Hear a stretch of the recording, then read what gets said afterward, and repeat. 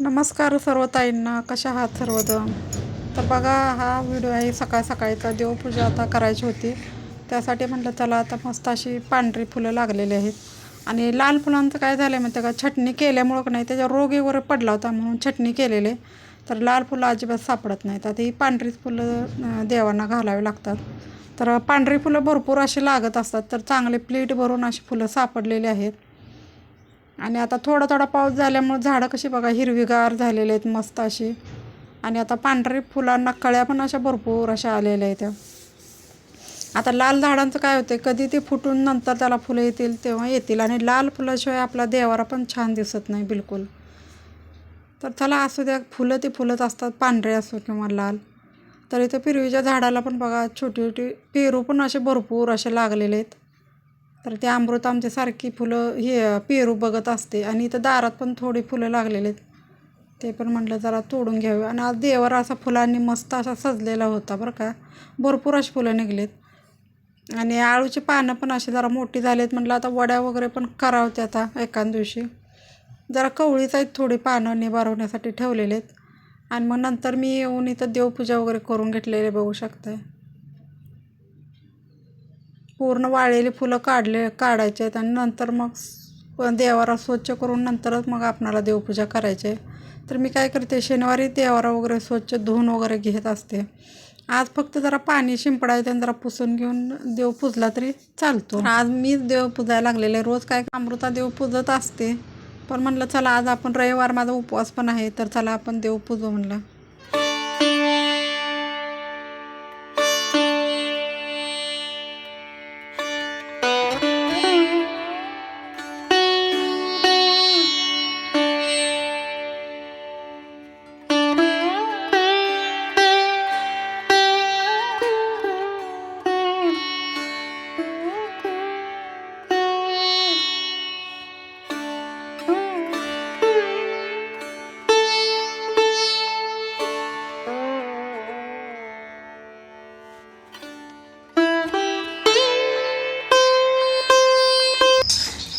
तर बघा, आज आहे रविवार. तर म्हटलं चला आता सकाळी देवपूजा वगैरे झाली आणि जेवण वगैरे डबा वगैरे दिला बनवून.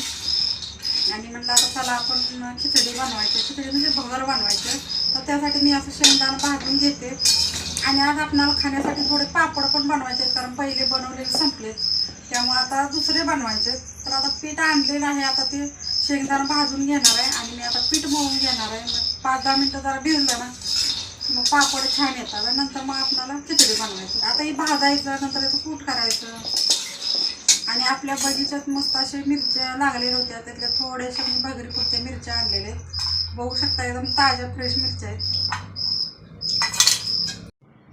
तर भगर बनवण्यासाठी इथं आता मिरच्या वगैरे आणलेल्याच नव्हत्या, तर म्हटलं चला आम्ही पण थोडी झाडं लावलेत, म्हटलं त्याला थोड्या मिरच्या सापडतात का बघावं.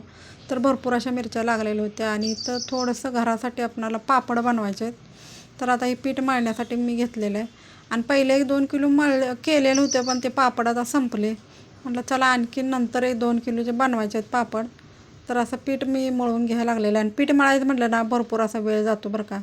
आणि हे डाळीचं उडदाच्या डाळीचं पीठ ना खूप चिकट असतं, खूप वेळ लागतो. आणि असं गण्या बघा आमचा देवारापुढे असं कसा बसला आहे तो छानपैकी. त्याच्या काय मनात असते काय माहीत, देवपूजा केली ना तो देवारापुढे जाऊन बसतो. आता सगळं पीठ वगैरे सगळं मळून घेतलेलं आहे. आणि मग एका पिशवीमध्ये मी भरून ठेवते, तोपर्यंत नंतर आपल्याला भगर वगैरे बनवून घ्यायचे. मग तेवढं 5-10 मिनटं भिजलं ना मग पापड छानपैकी आपले येतात. तर असं थोडं थोडं मी काय केलं, तेल पण लावलं, म्हणजे कडंगल्यासारखं होत नाही, म्हणजे वरती नाही त्याला पापुंद्रा येत नाही. म्हणून मी काय केलं, थोडंसं तेल लावलं आणि पिशवीमध्ये असं भरून ठेवलेलं आहे. तर चांगले 10 गोळे झालेत बघा 2 किलोचे. तर आता इथे मी भगर बनवून घेते छानपैकी. आणि भगर खाल्ल्यानंतर मग नंतर तर थोडंसं शाबू केलता, कारण प्रत्येक टायमाला मी जास्त करते आणि कोण खात नाही, मग नंतर काय होतं ती भगर खराब होऊन जाते. त्यामुळं मी आज थोडीशीच भगर केलेले. आणि त्यानंतर मग थोडं पिठलं पण बनवलं आहे बरं का. अमृता म्हटली थोडं पिठलं बनव, तर मग तिच्यासाठी थोडं पिठलं पण बनवलेलं आहे. त्यासाठी तिनं लसूण वगैरे असं सोलून दिलेलं आहे, ताजा आपला फ्रेश कढीपत्ता वगैरे घालून छानपैकी असं पिठलं बनवलं आहे. तर गणे आता बसलेला आहे आमच्या खुर्चीवर. आणि थोडं डाळ भात पण केलेलं आहे मी. डाळ मिसळली भातामध्ये आणि खिचडी पण छानपैकी अशी बनवून घेतली. आणि आपलं पिठलं बनवलं ना, लसूण कढीपत्ता आणि मिरचीचा ठेचा असला ना, कढीपत्ता पिठलं खूप छान बनतं. तर मी ठेचा वगैरे लसूण कढीपत्ता जिरं हे सगळं घातलं आणि त्यात थोडंसं पाणी टाकून थोडंसंच पिठलं बनवलेलं आहे, बघू शकता असं. तर पिठलं खूप छान झालं. आणि मग खिचडीमध्ये घालण्यासाठी पण अमृतानं परत आणि मिरच्या तोडून आणल्या, कारण त्यामध्ये पण जिरं लसूण आणि मिरची तेलामध्ये टाकली. मी थोडासा तिखटपणा यावा आपल्या खिचडीला त्यासाठी. तर चला मग असं थोडं जरी 4 झाडं आपल्या दारामध्ये लावली ना, तर आपल्या अडचणीच्या टायमाला आपल्याला उपयोगी येते. कुठली पण गोष्ट जर आपण शिल्लक थोडीशी जरी ठेवली तर ते कधी ना कधी तर आपल्या उपयोगाला येत असते. तर आता ही 4 झाडं लावलेत तर ही आपल्या उपयोगाला येतात. नाहीतर मग कुठं जायचं, मार्केटमध्ये जावं लागतं, नाहीतर मग लाल तर मिरची पावडर घालावी लागते. तर आता भरपूर अशा मिरच्या लागल्यात बरं का झाडाला, पण आता छोटे छोटे आहेत. आणि लागले की लगेच जाऊन तोडून आणतोय ना, त्यामुळं झाडाला मिरच्याच राहत नाहीत आता. तर अशा प्रकारे पिठलं आपलं छानपैकी झाले. आणि पापड पण असे बनवून घेतलेत, बघू शकता छानपैकी. तर पीठ चांगलं भिजलेलं आहे, त्यामुळं पापड पण आता चांगले यायला लागलेत. तर आता हे पापड करून झाले ना, पण ते बनवले की ते वाळवायचे, नंतर डब्यामध्ये भरून ठेवायचे. तोपर्यंत असं आईस्क्रीम आणलेलं आहे, तर आईस्क्रीम खाऊन घेतलेलं आहे. कारण दुपारचं खूप गरम होत असते. जर आईस्क्रीम वगैरे जर काही खाल्लं ना, तर मग पोटामध्ये जरा गार होऊन जातं.